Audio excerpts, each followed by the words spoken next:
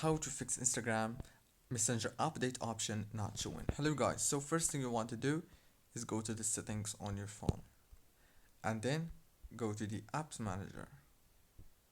After that, you will find all the apps right here. Scroll until you find Instagram like this. When you found it, just click on it.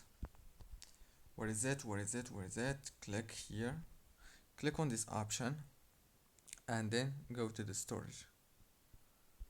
Right here, click on this option and this option right here to clear all the options. After that, go back and click on the power usage details. Make sure that the power consumption alert is enabled and then go to the app launch, click on it and make sure that it's on manage automatically. Now open the Play Store